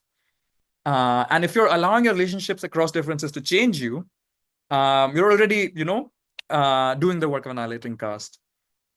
So there's this kind of, Marathi and Hindi saying, chai piyo ash karo, like, drink tea together and enjoy life. Like this work is very joyful work because, you get to meet people across differences. You get to outthink, some of the most powerful people in the world. And you get to, really construct something that's meaningful. So I'll stop here. This is my email address, uday.jain91@gmail.com. I'll share the presentation with everyone. And this is a picture that I took at Eklavya India Foundation. I'm going to go there next week. And they work with first generation learners. And I like doing workshops with the students and learn so much from the students about writing, SOPs, about applying for master's degrees, applying for undergraduate degrees, sharing about career, career trajectories, how they can get, different jobs. So, yeah, just a goodbye, on behalf of all of us and Jai Bhim. And yeah, I'd love to discuss any questions or comments or thoughts that you have, maybe, I guess, for 5 or 10 minutes so that it doesn't take too much of your time.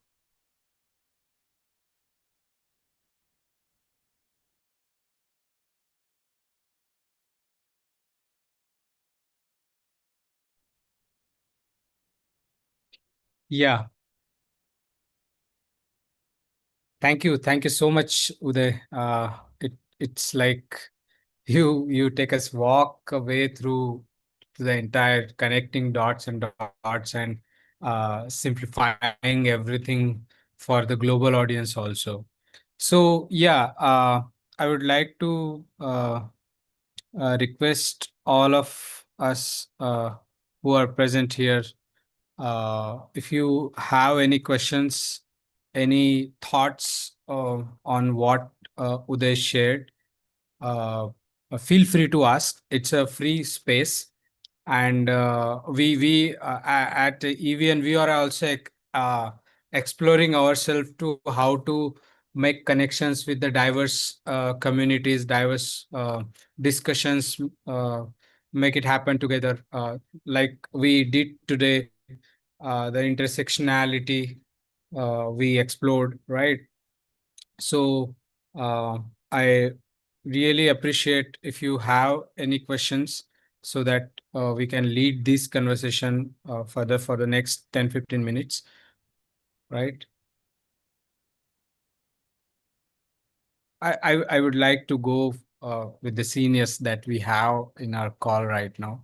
So let me call David, David Albert, Nancy, Francis. If you have any thought of immediate thoughts or reflection, would you like to share with us? Uday, thank you so much. Thank you so much for your work. It's wonderful to see a fellow University of Chicago graduate who actually learned something there. I worked for 35 years with Krishnamal Jagannathan, providing land for 17,000 Dalit families who had been landless for 700 years. I saw the slavery, literally the slavery in brickmaking in eastern Tamil Nadu. And I saw the places of struggle and the ongoing and continuing struggle. One of the things we learned there is, first of all, When you do land reform activities, the land must be owned by women. That's critical to success. And I want to report that those families are doing very, very well these days. One of the problems is education, of multiple problems in education. One is that the families will mortgage everything they own to send their Dalit children to an engineering college, only to go there to have them either drop out because of the systemic discrimination, or alternatively, even if they graduate, they can't get jobs. So while I appreciate what's happening, the work that's going on in the cities and in the major public university um, systems, which are a great struggle, my focus has always been on the people back on the land. I have a big project in Madhya Pradesh with Adivasis. One of the things they have told me about the schools, I have visited there. One of the things they told me about the schools, oh, the government built schools, but the teachers never show up. They're getting paid, but they literally never, ever show up to teach. And this is happening in Madhya Pradesh. There supposedly is a public health unit, but public health people never show up. About 2 months ago, we had a village that had 11 deaths, 2 adults, 9 children, all Adivasi children, the Baiga tribe, from bad water. Those deaths were never recorded because public health people don't care, and the people in the cities don't care. They never visited to see what was going on. We're working on getting them clean water, but nobody else is. Nobody else is. And we have had several situations where students have managed to go to high schools, and when they graduate, they try to go to the cities to find jobs. They never find them. And they come back to the villages, and because they know nothing about self-supporting agriculture or anything else, the educated ones turn out to be pretty useless. And often I have experienced they become alcoholics.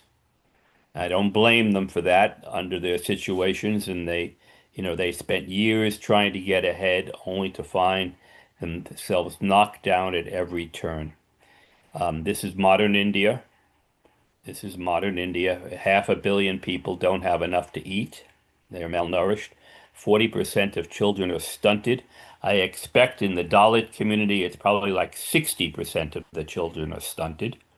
Rahul probably knows more about that than I do, but I've actually seen that firsthand. The struggle has to occur on so many levels, and it has to occur all at once. It's not a divided struggle. Everybody has a task to play in the struggle, whether it's making it possible for university professors from the Dalit and Adivasi community to thrive within those public institutions, down to where they can buy decent non-GMO seeds in the field. All of those things, they're all connected. And I thank you, Uday, for your ongoing work and your great commitment. Jai Bhim.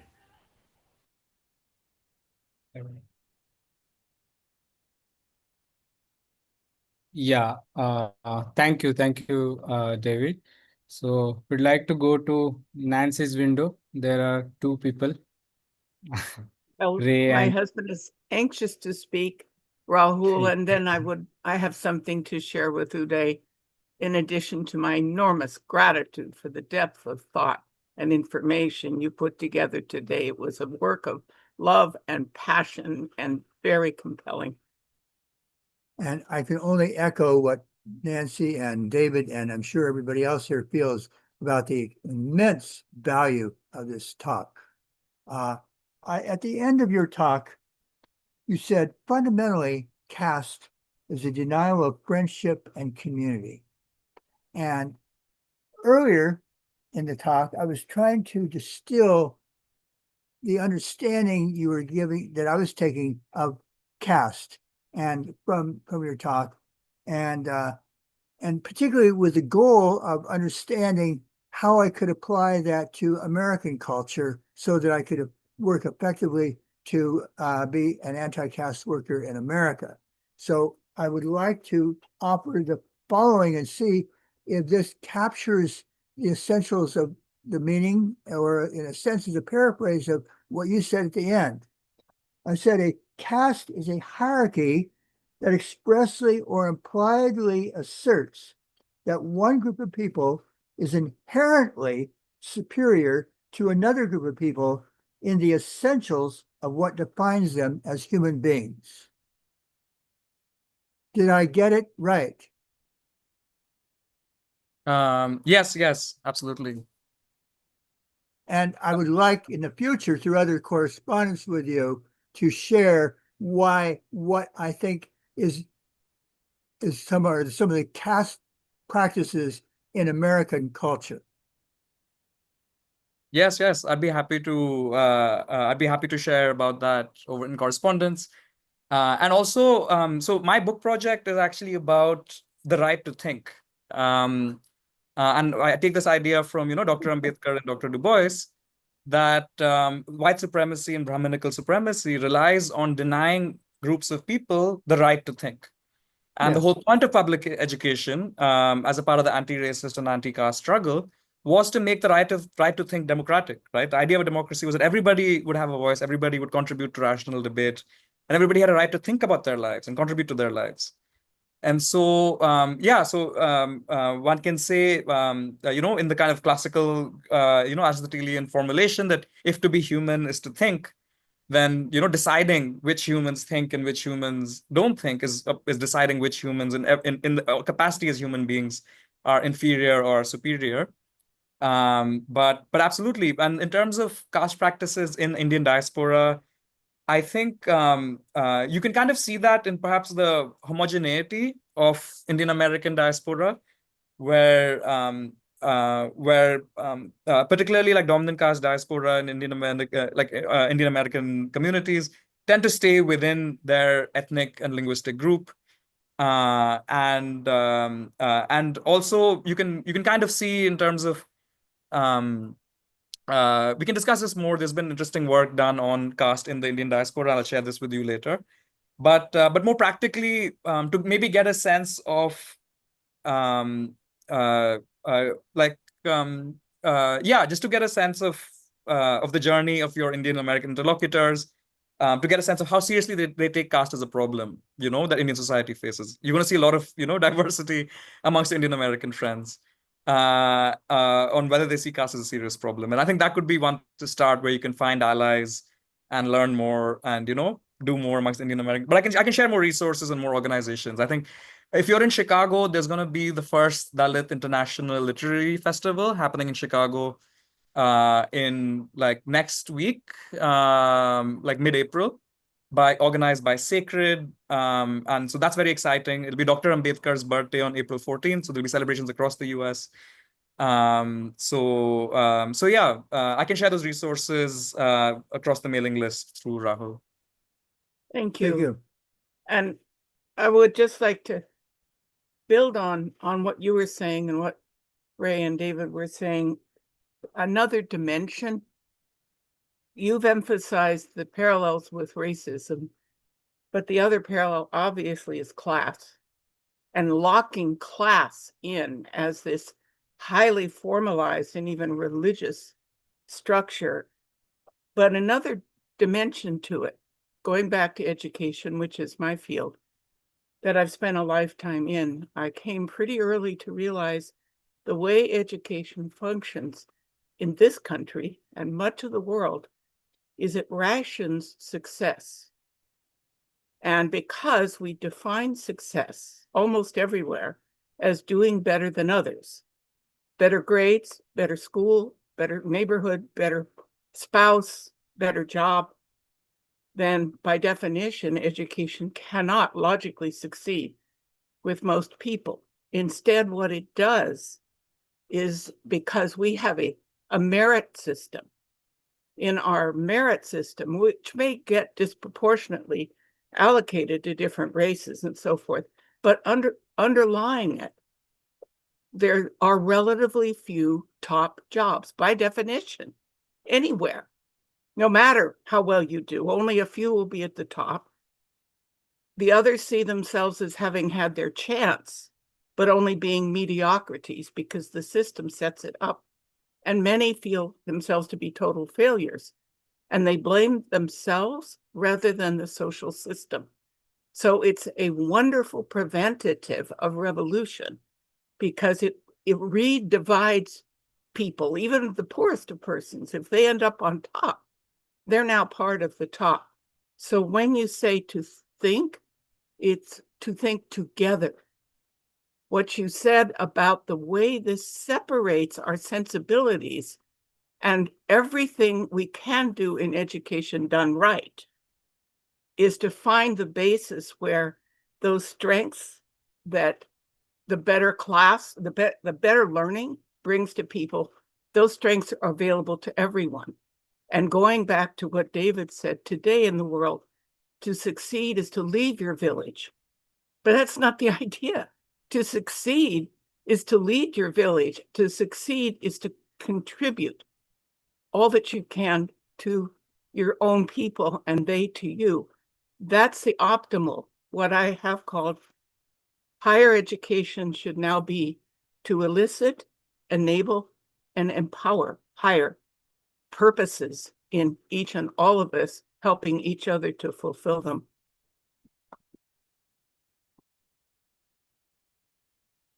Thank you, Uday. Yeah, thank you so much, Nancy. This is very insightful comment, especially to move from the right to think to the right to think together is a really powerful reframing of the idea I was trying to get at. And that'll help me move away from, as you said, this very competitive, very private framework. And actually, I've been noticing this as I travel through rural India and as I meet students from first generation, learning communities, that everyone tells me that their dream is to build a school in their village, that they want to succeed, and then they want to come back to their village and build a school so that the next generation has better opportunities than they did. And it's really moving, at a time when there's so much political violence, and there's so much social violence, there's so much division in the social media and in media environment. When I meet people, young people who, all they want to do is exactly what you just said. And then I'm like, what can I do? Who can I connect you with? How can I help you with your CV? And then, Uday, the school they build must in turn be educating those in the village, in the town, working together for how does sustainability work here? How do the sciences apply here? How are we empowered and connected communities across continents? We're not separate, but we're still grounded in our village, and the education validates that rather than, as it currently does, denigrates it. Absolutely. So yeah, it's a real honor to be connected with all of you, and I'll continue to have more conversations so we can, deepen these relationships and construct something really transformative.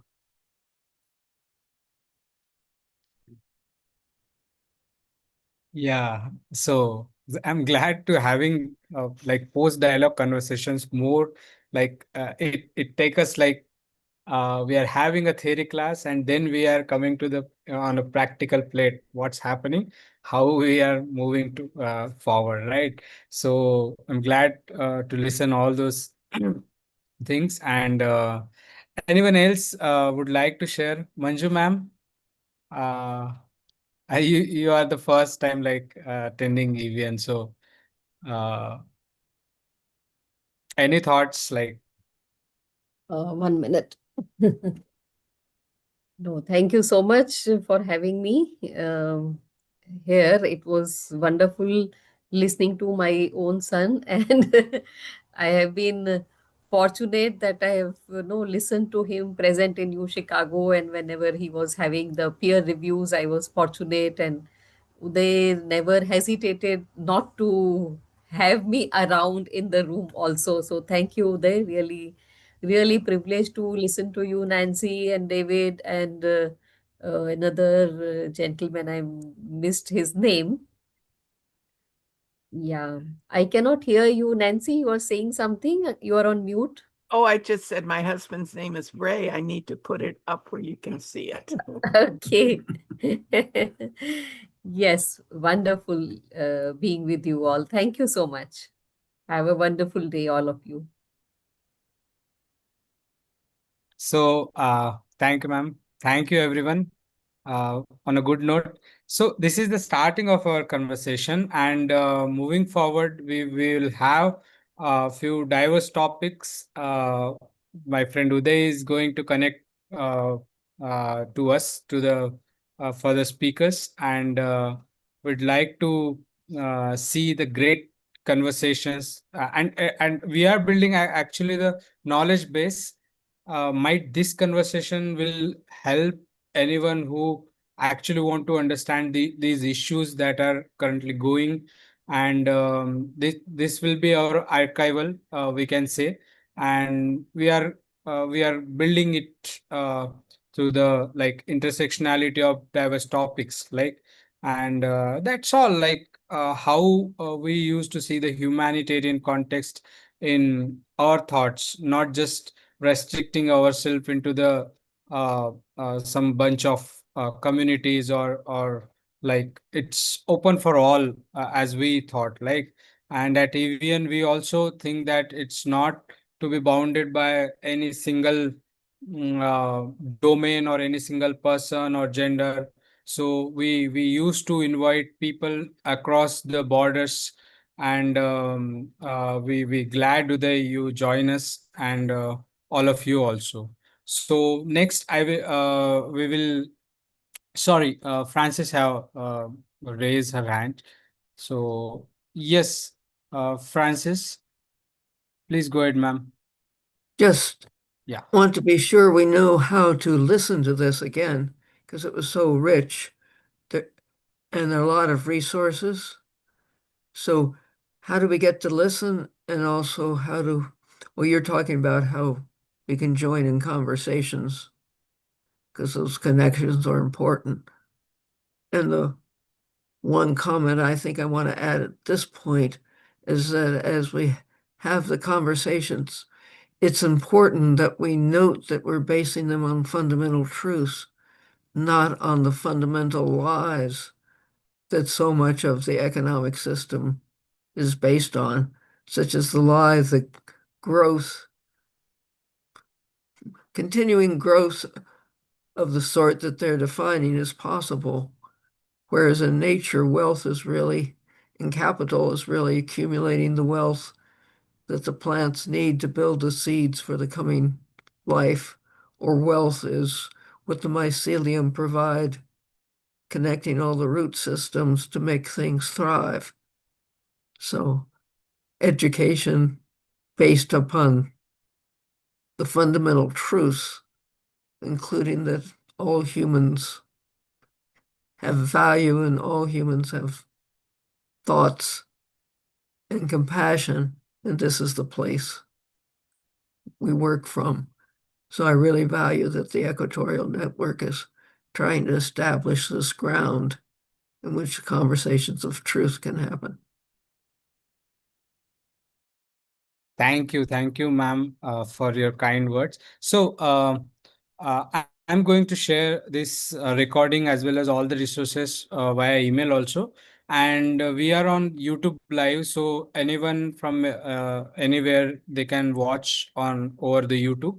And further conversations like we'll be posting in our groups as well as on in the emailing list, and or the website. So for the website, we haven't, like, we are back on that, like it's under work, and by the end of April, I'm assuming with Nancy and other team members, will revamp that and make it available, all these conversations and resources towards the website. So thank you, everyone. Thank you for joining us today. Special thanks to Uday and team. We'll definitely take this forward from here, and we'll see you next. Or I'm assuming you mentioned one uh, professor or someone, Kamle, I guess. I read her profile. So I will discuss with my team, and yeah, Dr. Sheetal Kamle. So definitely we'll look forward to her. We'll take some insights like gender and something to bring more valuable conversations here. So again, once again, thank you so much. And we'll share this presentation and recording over the email. Thanks a lot. Bye-bye. Have a nice day. Thank you so much. You all. Bye.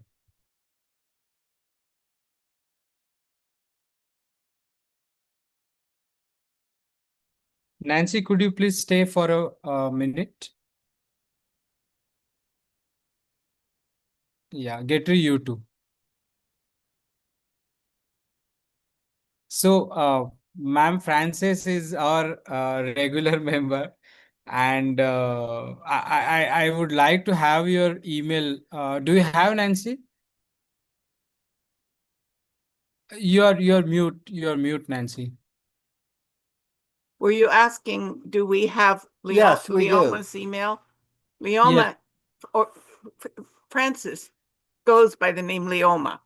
Oh, and sure. is one of my dearest, closest friends of 30 years now, and one of the wisest people I have the privilege of knowing. She's a very close spiritual guide for me. And yes, I do have her email, But maybe and we I should will let her give it. I will get it to you, or she can get it.